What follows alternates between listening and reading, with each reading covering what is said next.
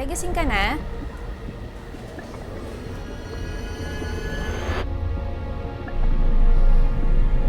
Diyos ko, Salve! Tatlong miyembro ng pamilya natagpo ang duguan sa loob ng kanilang bahay na itakbo pa sa ospital ang inang si Salve. Pero ang kanyang dalawang anak, inabutang wala ng buhay ng mga taga-barangay at kapulisan. Paano nga ba nangyari ang krimen?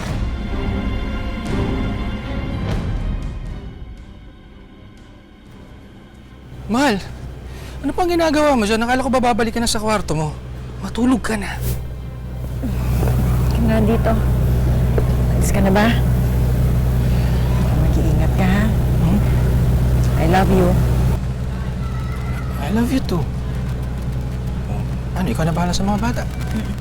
Umalis ng bahay ang asawa ni Salve na si Lester para magtrabaho.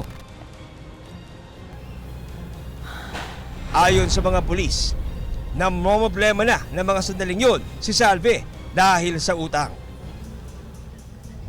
Matapos umalis ang kanyang asawang si Lester sa kanilang bahay, muling bumalik sa kanilang kwarto si Salve. Dito na nangyari ang karumal-dumal na krimen sa kanilang mag-iina.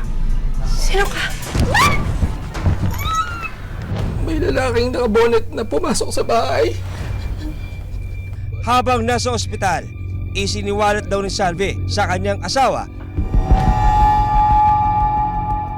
na isang lalaking nakiting at nakabonet ang pumasok sa kanilang bahay.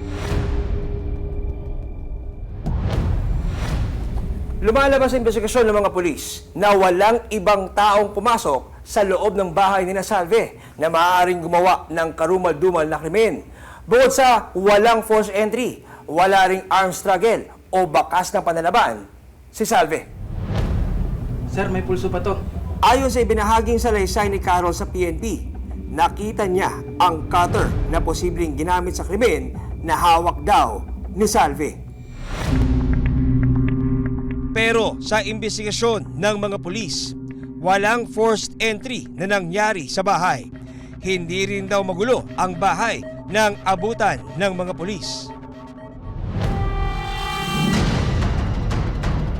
Ayon sa ibinahaging salaysay ni Carol, nakita niya ang cutter na posibleng ginamit sa krimen na hawak daw ni Salve. Dahil sa mga ebidensya at salaysay ng mga saksi, itinuring na suspect sa krimen ang inang si Salve. Yung pamilya mo lang ang inisip mo?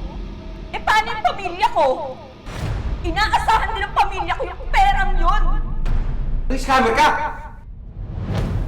Base sa investigasyon ng mga polis, unang pinatay ni Salve ang anak na si Junjun at pagkatapos ay ang isa pa niyang anak na nasa kabilang kwarto na si Denden.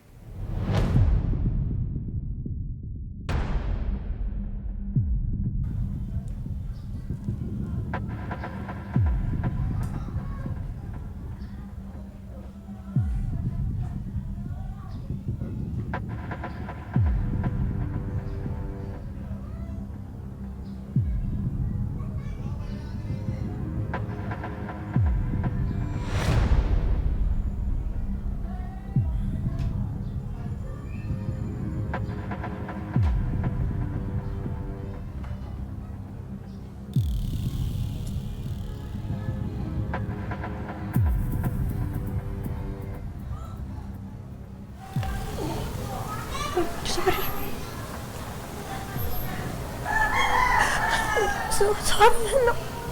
Sorry.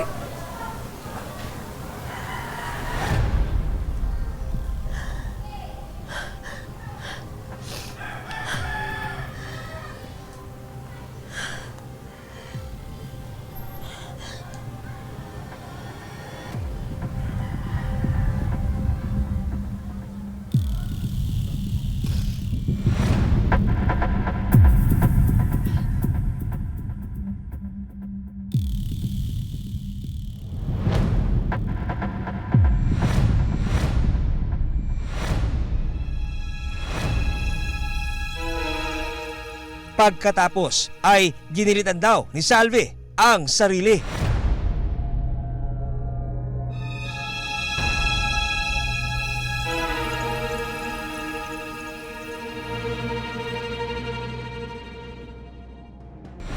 Kasong parricide ang isinampa laban kay Salve. Ang parricide ay krimen na pagpatay sa sariling kamag-anak.